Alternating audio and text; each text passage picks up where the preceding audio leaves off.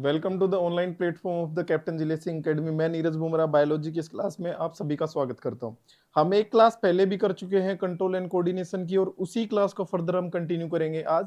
ठीक है, last class में हमने सीएनएस के बारे में पढ़ा था कि हमारे पास सीएनएस है, सीएनएस के पास ब्रेन है और स्पाइनल कॉर्ड है। इनको हम डिटेल में पढ़ चुके हैं, और इन सबको डिटेल में पढ़ने के बाद आज जो हम पढ़ने वाले हैं वो पढ़ने वाले हैं इनके एक्शन को, कि चीजें किस तरीके से एक्शन में आती हैं। ठीक है, तो उन्हीं चीजों को कंटिन्यू करने के लिए हम देखते हैं कि एक वर्ड आया यहाँ पे, that word is known as reflex action. ठीक है, क्या वर्ड है ये? रिफ्लेक्स एक्शन है। ठीक है, अब ये रिफ्लेक्स एक्शन समझो बच्चों क्या चीज है। ठीक है, reflex action is a sudden unconscious and the involuntary response of the effector to a stimuli.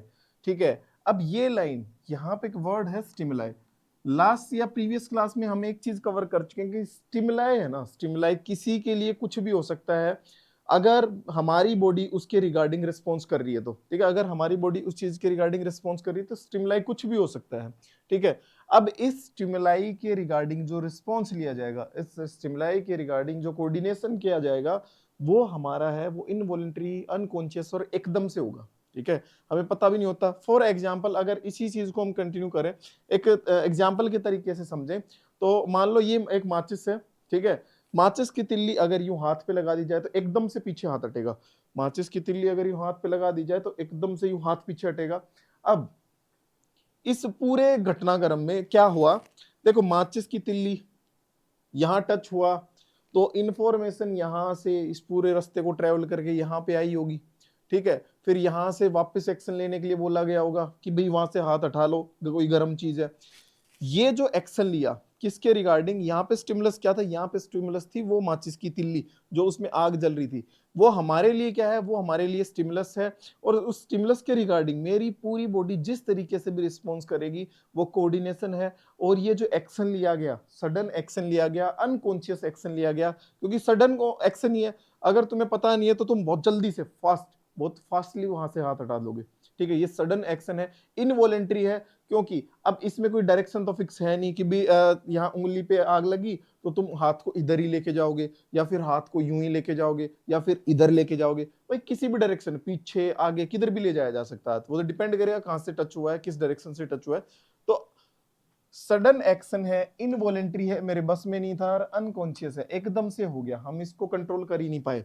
ठीक है, तो ये हमारा क्या है, ये है रिफ्लेक्स एक्शन। ठीक है, अब रिफ्लेक्स एक्शन जो एग्जांपल मैंने यहाँ पे बताया है, ठीक है, वही एग्जांपल यहाँ थ्योरेटिकली लिखा गया है। तो देखो, we suddenly withdrawal our hand if we suddenly touch a hot object, कि हम अपना हाथ हटा लेते हैं अगर हम किसी भी गर्म चीज को एकदम से छूते हैं तो। In this reflex action the nerve in the skin receptor detect the heat and passes the message through the sensory nerve to the spinal cord. ये क्या कह रहा है कि यहाँ पे इस रिफ्लेक्स एक्शन के अंदर में जो स्किन है हमारा एज ए रिसेप्टर काम करेगी। रिसेप्टर काम करेगी तो सीधी सी बात है, जो गर्माहट वाली इंफॉर्मेशन है सबसे पहले किसके पास आई, रिसेप्टर के पास आई। रिसेप्टर ने उस चीज को डिटेक्ट किया और उस हीट को डिटेक्ट करके उस सिग्नल को किसके पास भेज दिया, उस सिग्नल को भेज दिया स्पाइनल कॉर्ड के पास। किसके थ्रू भेज दिया, सेंसरी नर्व्स के थ्रू स्पाइनल कॉर्ड के पास भेज दिया। फिर उसके बाद देखो, then the information passes through the motor nerve, spinal cord से वापस से इंफॉर्मेशन वापस आ रही है। ठीक है, सीएनएस के पास जाएंगी, दोबारा से उस इफेक्टर। अब इस केस में इफेक्टर ऑर्गन कौन सा है, इफेक्टर ऑर्गन ये उंगली है, क्योंकि यहाँ पे हीट ऑब्जर्व हुई थी। तो वापस से इंफॉर्मेशन कौन लेके जाएगा, तो वापस से इंफॉर्मेशन कौन लेके जाएगा, मोटर नर्व्स लेके जाएंगी। किसके पास, जिस मसल्स को ऐसा टारगेट हुआ, हीट फील हुआ। अब जहां पे जिस ऑर्गन के लिए एक्शन लिया जाता है उसको हम बोलते हैं इफेक्टर। तो इस केस में इफेक्टर कौन हुई, उंगली हुई। एंड विड्रॉल आवर हैंड, और इस तरीके से हाथ को खींच लिया जाएगा। तो रिफ्लेक्स एक्शन समझ में आया क्या है, कि एकदम से लिया गया एक्शन, ठीक है, किसी भी स्टिमुलस के रिगार्डिंग, और इस तरीके से इस रास्ते से वो एक्शन लिया जाएगा। ठीक है ना। अब इसी चीज को डायग्रामेटिकली समझते हैं थोड़ा डिटेल से, कैसे, देखो।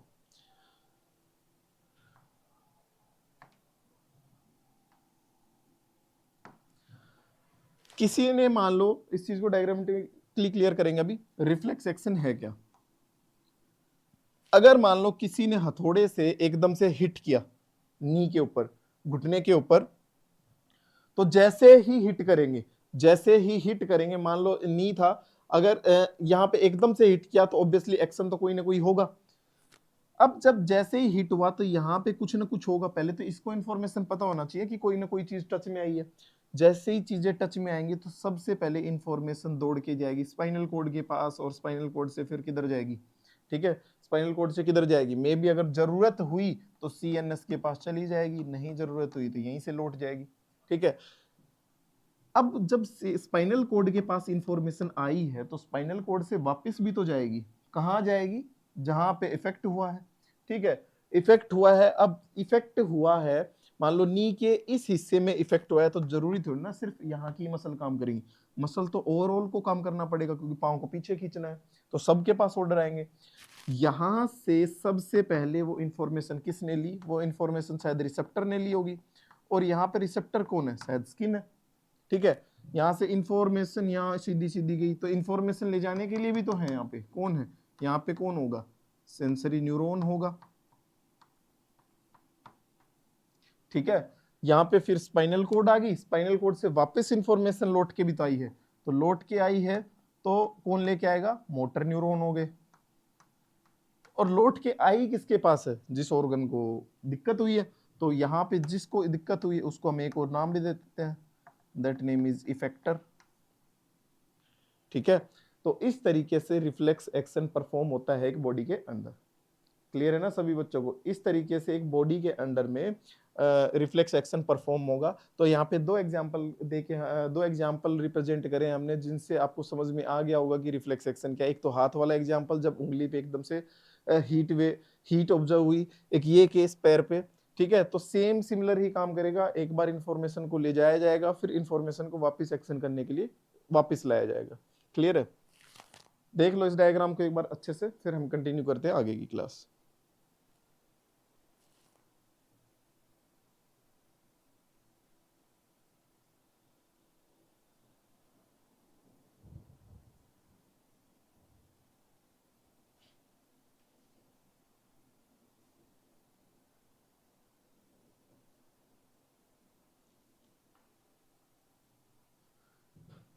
क्लियर है सभी को, नेक्स्ट देखते हैं बच्चों। अब हम देखते हैं एक और वर्ड आया, और इस वर्ड का नाम है रिफ्लेक्स आर्क, ठीक है। देखो रिफ्लेक्स एक्शन हुआ, रिफ्लेक्स एक्शन होने के लिए कोई ना कोई रास्ता तो चूज किया गया है कि भी किस रास्ते से उन सिग्नल को जाना है और किस रास्ते से लौट के आना है। ये जो रास्ता डिसाइड हुआ रिफ्लेक्स एक्शन को परफॉर्म करने के लिए, इस पाथवे को ही सिंपल तरीके से बोला जाता है रिफ्लेक्स आर्क। और इसको अब थ्योरेटिकली समझते हैं कैसे। पाथवे, कौन सा पाथवे, जिस रास्ते से रिफ्लेक्स एक्शन परफॉर्म हुआ है उस पाथवे को क्या बोलते हैं, रिफ्लेक्स आर्क। कैसे, in a reflex arc the stimulus is received by the receptor. अभी अभी हमने पढ़ा है कि कोई भी स्टिमुलस, कैसे भी स्टिमुलस सबसे पहले किसके पास आएगी, रिसेप्टर के पास आएगी। रिसेप्टर के पास क्या है, रिसेप्टर के पास सेंस ऑर्गन है, ठीक है। वो सेंस ऑर्गन उस इंफॉर्मेशन को आगे भेज देगा, वो सेंस ऑर्गन उस इंफॉर्मेशन को आगे किसके थ्रू भेजेगा, वो भेजेगा सेंसरी नर्व्स के थ्रू। सेंसरी नर्व्स के थ्रू इस इंफॉर्मेशन को कहाँ भेज दिया जाएगा, स्पाइनल कोड के अंदर भेज दिया जाएगा, ठीक है। अब स्पाइनल कोड के बाद वो इंफॉर्मेशन वापस से रिटर्न की जाएगी, कहाँ पे, वो इफेक्टर ऑर्गन पे भेजी जाएगी। इफेक्टर ऑर्गन में मसल्स भी हो सकती हैं, ग्लैंड्स भी हो सकती हैं, लेकिन लेके आएगा कौन इस बार वापस, तो वापस लेके कौन आएगा, मोटर नर्व, ठीक है। और इस तरीके से फिर उस चीज का रिस्पॉन्स दिया जा सकता है। इस डायग्राम में अच्छे से दिखाया गया है कि सबसे पहले स्टिमुलस होगी कोई, सेंस ऑर्गन पे रिसेप्टर उसको रिसीव करेंगे, सेंसरी न्यूरॉन की हेल्प से वो इंफॉर्मेशन स्पाइनल कोड के पास भेज दी जाएगी, स्पाइनल कोड से मोटर नर्व उसको इफेक्टर के पास लेके आएंगे और रिस्पॉन्स क्रिएट किया जाएगा, ठीक है। तो ये है जो रिप्रेजेंट करता है किस चीज को, रिफ्लेक्स आर्क, ठीक है। तो बहुत ही सिंपल से कंसेप्ट हैं दोनों के दोनों, कि एक रिफ्लेक्स एक्शन शो कर रहा है, एक रिफ्लेक्स आर्क। क्लियर है बच्चों, तो रिफ्लेक्स एक्शन और रिफ्लेक्स आर्क में फर्क समझ में आ गया होगा आप सभी को, ठीक है ना।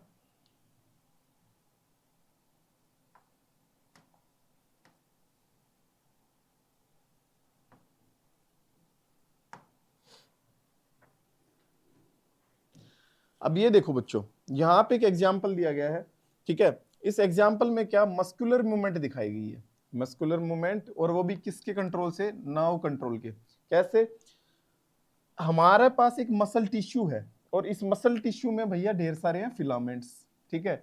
अब इन फिलामेंट्स के नाम है, ठीक है, बेसिकली दो तरीके के फिलामेंट है, एक्टिन या फिर मायोसिन।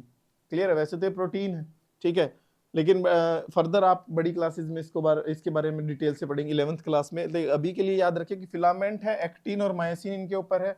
ये क्या करेंगे, a muscle receive a nerve signal, एक मसल ने ना नर्व सिग्नल रिसीव किया, ठीक है, किसके लिए, कि उसने एक मसल्स को काम कराना है।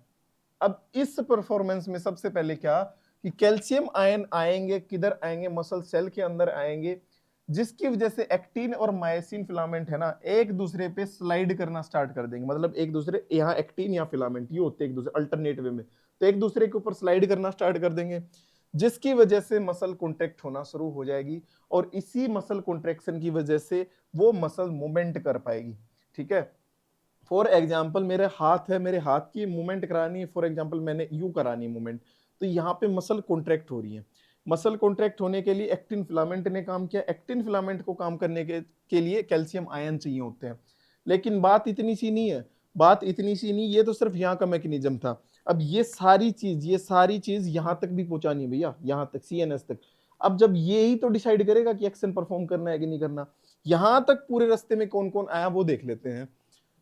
तो सबसे पहले बच्चों इंफॉर्मेशन आई, ठीक है, कहां से इंफॉर्मेशन आई, टिश्यू से या मसल से इंफॉर्मेशन आई, कौन लेके आया, सेंसरी नर्व लेके आई। ठीक है, कौन लेके आया, सेंसरी नर्व्स लेके आई। किसके पास लेके गई, सबसे पहले वो लेके गई है CNS के पास। अब CNS में वो सिग्नल की प्रोसेसिंग होगी, ठीक है, प्रोसीडिंग होने के बाद CNS अब डिसीजन लेगा। ठीक है, CNS डिसीजन लेगा कि वो काम करना है कि नहीं करना उस मसल ने। जैसे उसने डिसीजन लिया, वो अपना डिसीजन वहां पे भेज देगा, किसके पास, मसल के पास। किसके थ्रू भेजेगा वो मैसेज, वो मैसेज को भेजेगा मोटर नर्व के थ्रू। जैसे ही मैसेज मसल के पास आएगा, तो जो मसल के अंदर जिन प्रोटीन की हम बात कर रहे थे, एक्टिन की, मायोसिन की, उन्होंने वर्क करना स्टार्ट कर दिया। जैसे ही एक्टिन, मायोसिन, ठीक, और ये कैल्शियम आयन ये वर्क करना स्टार्ट करेंगे, तो मसल्स डेफिनेटली अब कॉन्ट्रैक्शन की तरफ जाएगी। और मसल कॉन्ट्रैक्शन की तरफ गई है तो मसल शॉर्टनिंग, क्योंकि देखो अगर ये हाथ की मसल्स है, यहाँ पे अगर इसको यूं किया जाए तो ऑब्वियस सी बात है मसल शॉर्टनिंग तो हो ही रही है। ठीक है, और शायद यही एक्शन है, शायद यही एक्शन में आ गया ना, क्योंकि मैंने इस हाथ से अभी एक्शन क्रिएट किया है। तो इस तरीके से पूरा रास्ता तय किया जाता है। ठीक है, तो ये रिफ्लेक्स एक्शन भी समझ में आ गया होगा, यहाँ पे रिफ्लेक्स आर्क भी। देखो इसको अच्छे से,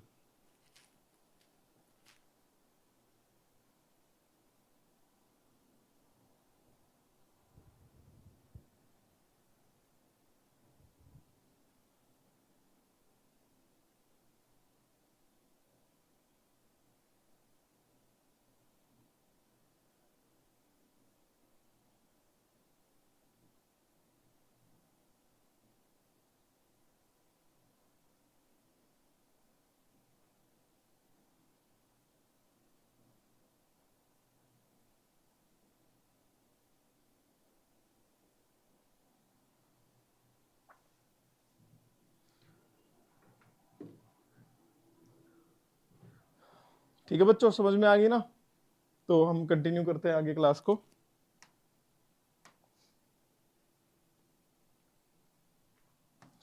देखो बेटा जी, यहाँ पे है ना, यहाँ पे हमने CNS पढ़ा है, control and coordination, reflex arc और रिफ्लेक्स एक्शन।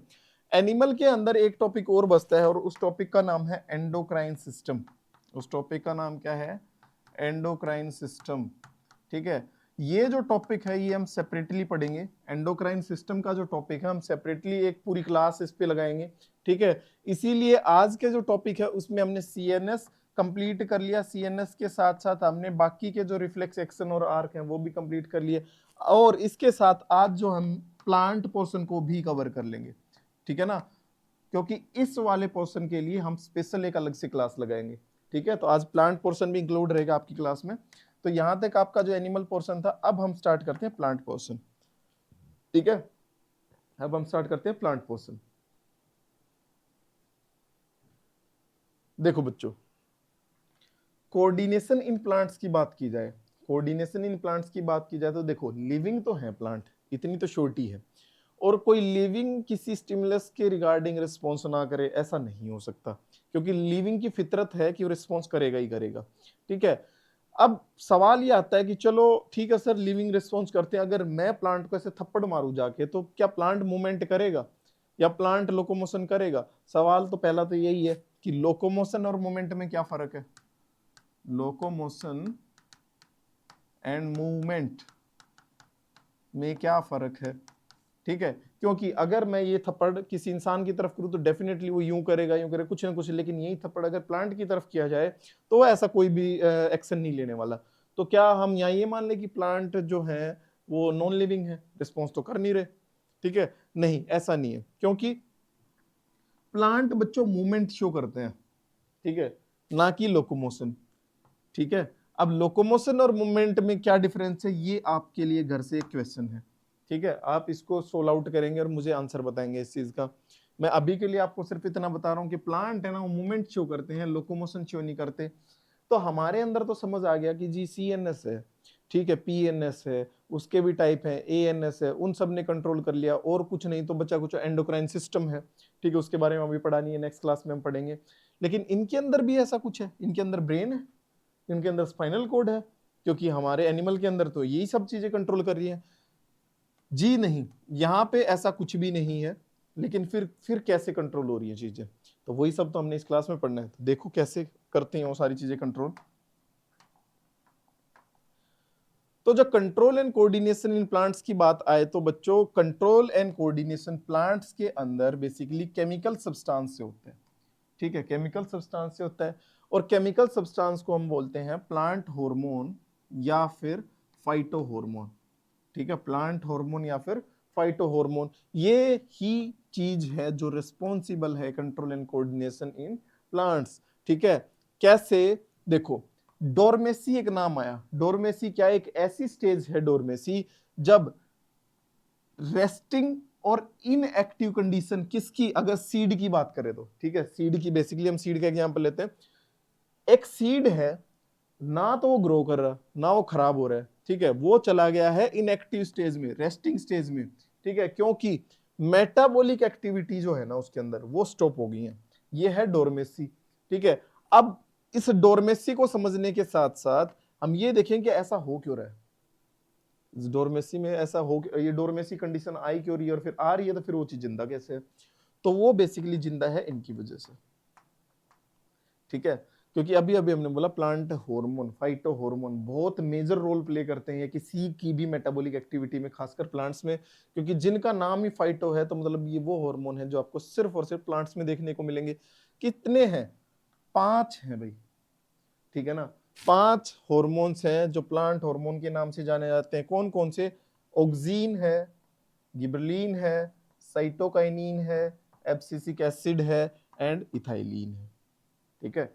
ये 5 फाइटो हॉर्मोन्स है। वन बाय वन हम इनके एक एक फंक्शंस देखते हैं क्या है। अगर मैं बात करूं ऑक्सीन की, तो ऑक्सीन हेल्प करेगा सेल के डिवीजन में, सेल के इलोंगेशन में और ग्रोथ में। कैसे? सेल का डिवीजन कैसे भाई?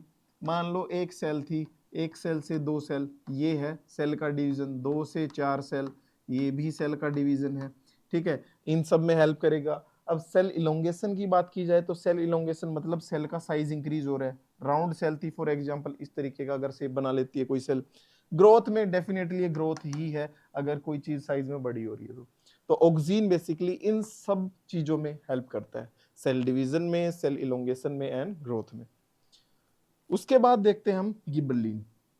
गिबरलिन बेसिकली हम ग्रोथ ऑफ स्टेम अगर करानी हो प्लांट्स में या फिर ब्रांचेस को इंक्रीज करना हो तब हम यूज करते हैं गिबरलिन का। अब गिबरलिन का बहुत ही हाई अमाउंट में यूज होता है कहाँ? अगर हम शुगर केन की खेती कर रहे हैं तो, ठीक है, अगर हम शुगर केन लगा रहे हैं तो इस चीज का बहुत ही हाई अमाउंट में यूज होगा। किसका? गिबरलिन का, ठीक है। इसके बाद देखो बच्चों, जो थर्ड हार्मोन है वो है साइटोकाइनिन। साइटोकाइनिन कहाँ कहाँ हेल्प करेगा? साइटोकाइनिन भी हेल्प करता है किसमें? सेल डिवीजन में। ऑक्सीन भी सेल डिवीजन में हेल्प कर रहा था। इसके साथ साथ ये हेल्प करता है किसमें? Formation of fruit and seed, seed के बनने में और फ्रूट के बनने में यहां भी हेल्पफुल रहेंगे कौन? साइटोकाइनिन हार्मोन, ठीक है, क्लियर है ना। तो यहां भी हेल्पफुल रहेगा साइटोकाइनिन हार्मोन। इसके बाद देखो बच्चों, फोर्थ जो हार्मोन है, फोर्थ जो हार्मोन है वो क्या है? ये अब एब्सिसिक एसिड है, ठीक है। देखो एक चीज है कि यहाँ पे कुछ प्लांट ग्रोथ हार्मोन है, कुछ प्लांट इनहिबिट हार्मोन है, ठीक है। कुछ तो ग्रोथ को प्रमोट करते हैं लेकिन कुछ ग्रोथ को रोकते भी हैं, और ये उन्हीं में से एक है जो ग्रोथ को रोकता है। कौन? Abscisic acid. क्या? कि inhibit growth and the effect wilting of the leaves, ठीक है। विल्टिंग ऑफ द लीव्स का मतलब क्या है? पत्ते नीचे गिरना शुरू हो जाते हैं, मुड़ मुड़ के सूख के नीचे गिरना, विल्टिंग ऑफ द लीव्स है वो, ठीक है। फिफ्थ जो है वो रहेगा इथाइलिन। इथाइलिन, इथाइलिन किस चीज में हेल्प करेगा? इथाइलिन एक तो फ्लावरिंग में हेल्प करता है, फूल आने में, और राइपनिंग ऑफ द फ्रूट। अब इथाइलिन का मैं आपको एग्जांपल देता हूं। देखो, अगर हम अपने घर में 2 दर्जन केले इकट्ठे ले आए, मान लो 10-20 किलोमीटर से ट्रेवल करके हैं, तो एक चीज नोट करी होगी, जो नीचे वाले केले थे पिचक जाते हैं बिल्कुल, ठीक है। जब 2 दर्जन केले में ये सब कुछ हो रहा है, तो इमेजिन करो हमारे यहाँ तो केले होते ही नहीं। हमारे यहाँ तो जो केले आते हैं साउथ साइड से आते हैं, ठीक है। चलो साउथ साइड से किधर और से भी आते हैं, लेकिन अपने यहाँ से तो नहीं आते, इतनी तो श्योरिटी है। आते भी होंगे ज्यादा से ज्यादा कितने, 2 कैरेट 3 कैरेट, लेकिन इतना नहीं। हमारे पता है ना, अगर सिर्फ हम चरखी दादरी की ही बात करें तो भाई कितने केले बिकते हैं। अब इनका जो ट्रांसपोर्ट है वो बल्क में होता है। जब 2 दर्जन केले में ये हालात है तो इनका तो बहुत बुरा हालात होना, मतलब वही से ही सेक बन के आना चाहिए, है ना। लेकिन ऐसा तो नहीं होता। क्यों नहीं होता? क्योंकि वहां से इनको एज ए रो कंडीशन लेके आया जाता है, कच्चे लेके आया जाता है, तो फिर पकते कैसे हैं? क्योंकि हमारे घर में तो ऐसा नहीं होता। अक्सर आपने देखा होगा घर में अमरूद वगैरह लगे हैं, अगर अर्ली फेज में टूट के गिर गया उसको रख दो, तो इसका मतलब ये थोड़ी ना है कि वो राइपनिंग कंडीशन में चला जाएगा। नहीं, हरा है तो खराब ही हो जाएगा वो। तो यहाँ पे जो केले लेके आए जाएंगे, स्टॉक में रखे जाएंगे, फिर ठीक है, उस स्टॉक में वहां पे उनके ऊपर क्या, उनके ऊपर इथाइलिन गैस छिड़की जाती है, ठीक है। इथाइलिन गैस क्या, इसी फंक्शन पता ही है ना, ripening of fruit. Ethylene gas जैसे ही उस पर डाल दी जाएगी, तो अब जो फ्रूट है वो धीरे धीरे पकना स्टार्ट हो जाएगा, ठीक है ना। टूटने के बाद उनको ट्रांसपोर्ट किया जाता है, ट्रांसपोर्ट के बाद जब स्टोरेज का टाइम आता है, उस ड्यूरेशन में इथाइलिन का यूज करके उनको पकाया जाता है। इस वजह से वो खराब नहीं होते, ठीक है ना। क्लियर है ये चीज? क्लियर है ये चीज? ठीक है बच्चों। तो ये सारे के सारे थे प्लांट हार्मोन, जिनको आप अच्छे से देख लेंगे अभी।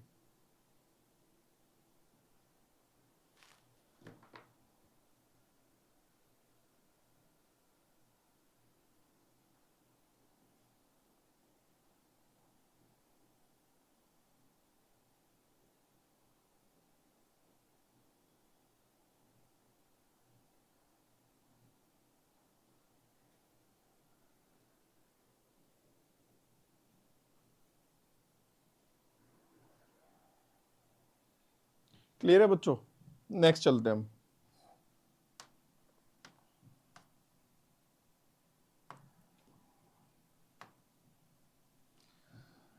नेक्स्ट देखते हैं बच्चों, मूवमेंट इन प्लांट। प्लांट के अंदर मूवमेंट्स कैसे होंगी देख लेते हैं। तो बेसिकली प्लांट्स के अंदर है ना, 2 तरीके की मूवमेंट्स है। एक तो वो मूवमेंट्स है जिनकी कोई डायरेक्शन है, जिनकी कोई डायरेक्शन है, ठीक है। एक वो मूवमेंट है जो मूवमेंट तो है लेकिन उनकी डायरेक्शन नहीं फिक्स नहीं है कि किस तरफ वो मूवमेंट हो जाए। कैसे? देखो, अगर मैं ट्रॉपिक मूवमेंट की बात करूं तो ट्रॉपिक मूवमेंट में डायरेक्शन मूवमेंट है कि ग्रोथ होगी, वो एग्जैक्ट जो स्टिमुलस है ना, एग्जैक्ट जो स्टिमुलस है उसी डायरेक्शन में जाएगी। एग्जाम्पल के लिए यहाँ पे दिया हुआ है फोटोट्रोपिज्म, जियोट्रोपिज्म, कीमोट्रोपिज्म, ठीक है, हाइड्रोट्रोपिज्म एंड थिग्मोट्रोपिज्म। ठीक है, अब ये क्या होती हैं सारी चीजें आपको समझाते हैं। सबसे पहले देखते हैं फोटोट्रोपिज्म, ठीक है। फोटोट्रोपिज्म क्या है? नाम से ही पता है, फोटो मतलब लाइट, ट्रोपिज्म मतलब एस्ट्रोपिक मूवमेंट, मतलब लाइट की डायरेक्शन में मूवमेंट। लाइट की डायरेक्शन में मूवमेंट कैसे? Movement of plant in response to the light, if it is toward the light it is called positive phototropism. अगर ऐसा हो रहा है तो वो कैसा? पॉजिटिव फोटोट्रोपिज्म है। एग्जाम्पल के लिए हम देखेंगे कि bending of the suit toward the light, जो प्लांट की सूट है वो लाइट की डायरेक्शन में मुड़ना स्टार्ट कर देती है, तो मतलब ये पॉजिटिव फोटोट्रोपिज्म है। लेकिन if it is away from the light, लेकिन अगर यही चीज लाइट से दूर जा रही, कोई मतलब नहीं है इसको लाइट से, तो ये कैसा फोटोट्रोपिज्म है? ये है नेगेटिव फोटोट्रोपिज्म। अब एग्जाम्पल के लिए जो रूट है, रूट का कोई लेना देना नहीं है लाइट की डायरेक्शन में, लाइट आए ना आए इनको कोई मतलब नहीं, इनको कभी नहीं जाना होता लाइट की डायरेक्शन में, तो ये क्या? रूट नेगेटिव फोटोट्रोपिज्म शो करेंगे। लेकिन स्टेम क्या है, सूट क्या है, वो पॉजिटिव फोटोट्रोपिज्म शो करेंगे। ऐसे ही फिर नेक्स्ट देखते हैं जियोट्रोपिज्म। मूवमेंट किसकी तरफ? ग्रेविटी की तरफ, ठीक है। एग्जाम्पल अगर देखा जाए तो जो ग्रेविटी की तरफ मूवमेंट करेगा पॉजिटिव जियोट्रोपिज्म शो करेगा, जो ग्रेविटी की तरफ मूव नहीं कर रहा है वो नेगेटिव जियोट्रोपिज्म शो करेगा। कैसे? एग्जाम्पल देखो, पॉजिटिव जियोट्रोपिज्म का अगर एग्जाम्पल देखें तो हम एग्जाम्पल में लेंगे कि downward growth of the root, root नीचे की तरफ ग्रो करती हैं तो ऑब्वियस सी बात है ग्रेविटी के डायरेक्शन में जा रही है तो पॉजिटिव जियोट्रोपिज्म हुआ। अगर वो दूर जा रही हैं, ठीक है, और दूर रूट तो नहीं जाएंगी तो कौन जाएगा? इस बार स्टेम है, स्टेम ग्रेविटी की डायरेक्शन में नहीं जा रहा, वो लाइट की डायरेक्शन में जा रहा है, तो जो सूट है वो कैसा, वो नेगेटिव जियोट्रोपिज्म शो करेगा यहाँ पे, ठीक है ना। क्लियर है बच्चों? इसके बाद कीमोट्रोपिज्म, कीमोट्रोपिज्म का मतलब क्या है कि वो मूवमेंट जो केमिकल की डायरेक्शन में है, वो मूवमेंट जो केमिकल की डायरेक्शन में है, ठीक है। अब देखो एग्जाम्पल के लिए जो कीमोट्रोपिज्म शो करेगा, ऐसा एग्जाम्पल क्या है कि अगर ग्रोथ देखनी है पोलन ट्यूब की, किस डायरेक्शन में? टुवर्ड्स द ओव्यूल, ओव्यूल की तरफ जो पोलन ट्यूब की ग्रोथ है वो एक परफेक्ट एग्जाम्पल है किसका? कीमोट्रोपिज्म का। फिर आता है बच्चों हाइड्रोट्रोपिज्म, हाइड्रोट्रोपिज्म मतलब वाटर की डायरेक्शन में रिस्पॉन्स, वाटर की डायरेक्शन में रिस्पॉन्स मतलब अगर रिस्पॉन्स डायरेक्शन में है तो पॉजिटिव हाइड्रोट्रोपिज्म, नहीं तो नेगेटिव हाइड्रोट्रोपिज्म। एग्जांपल के लिए देखो, अगर सूट की बात करें तो सूट आई डोंट थिंक कि वो वाटर की डायरेक्शन में मूव करेगा, ठीक है, तो सूट यहाँ पे एक नेगेटिव हाइड्रोट्रोपिज्म शो करने वाला है। लेकिन अगर रूट की बात करी जाए, रूट की बात करी जाए तो डेफिनेटली वो पॉजिटिव हाइड्रोट्रोपिज्म ही शो करेगा। क्लियर है?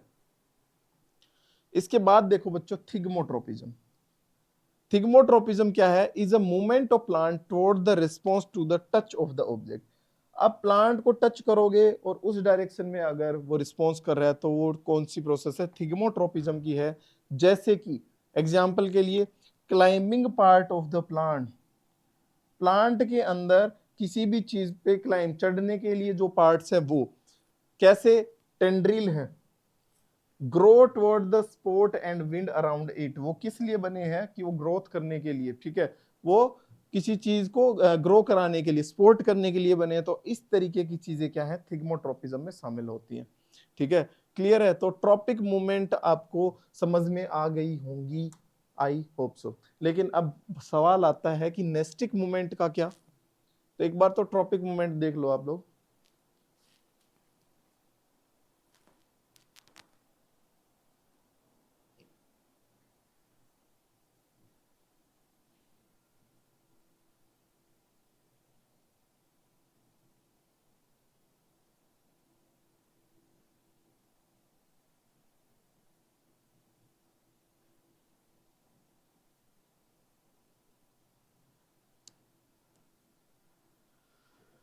क्लियर है बच्चों?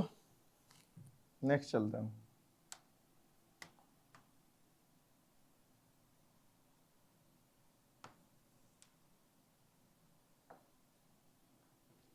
नेस्टिक मूवमेंट में देखो, नेस्टिक मूवमेंट बेसिकली एक तो देखो नॉन डायरेक्शनल मूवमेंट है भाई, क्योंकि स्टिमुलस की डायरेक्शन में इनका कोई लेना देना नहीं। हाँ मूवमेंट जरूर होगी लेकिन स्टिमुलस की डायरेक्शन में ना, दैट्स वाई तो ये नेस्टिक मूवमेंट है। एग्जाम्पल के लिए all tropism are growth movement but all nastic movement are not growth movement. देखो पिछले वाले में अगर हम बात करें ट्रॉपिक मूवमेंट की, तो ट्रॉपिक मूवमेंट के अंदर में जितनी भी मूवमेंट्स आई वो सारी की सारी ग्रोथ डिपेंडेंट मूवमेंट है, उनमें कुछ ना कुछ ग्रोथ हो रही है। लेकिन अगर नेस्टिक की बात करें तो नेस्टिक के अंदर कोई ग्रोथ नहीं हो रही, ये ग्रोथ इंडिपेंडेंट मूवमेंट्स हैं, ठीक है। अब ऐसा कोई एग्जाम्पल देखो तो folding up of the leaves as a sensitive plant on touching is not growth movement but the opening and closing of petal of the flower by the action of sunlight is a growth movement। यहाँ पे दोनों ही चीजों के example दे दिए, growth का भी और non growth का भी। देखो नेस्टिक मूवमेंट्स में अगर किसी प्लांट को तुम छूते हो, फॉर एग्जाम्पल छुई मुई का प्लांट, ठीक है, छुई मुई का जिसको हम बोलते हैं मिमोसा पुडिका, छुई मुई के प्लांट को जैसे ही टच करेंगे, टच करते ही पत्ते सिकुड़ने स्टार्ट हो जाते हैं, पत्ते सिकुड़ जाएंगे, ठीक है। अब ये जो चीज है डेफिनेटली मूवमेंट को शो कर रही है लेकिन ये किसी ग्रोथ को शो नहीं कर रही। लेकिन वहीं अगर इस चीज को देखा जाए कि जो पेटल का ओपनिंग और क्लोज होना है, फ्लावर के अंदर पेटल का जो ओपनिंग होना और क्लोज होना है किसकी वजह से? सनलाइट की वजह से। वो डेफिनेटली एक चीज की तरफ इशारा करता है, किसकी तरफ? कि वो ग्रोथ मूवमेंट है। ठीक है।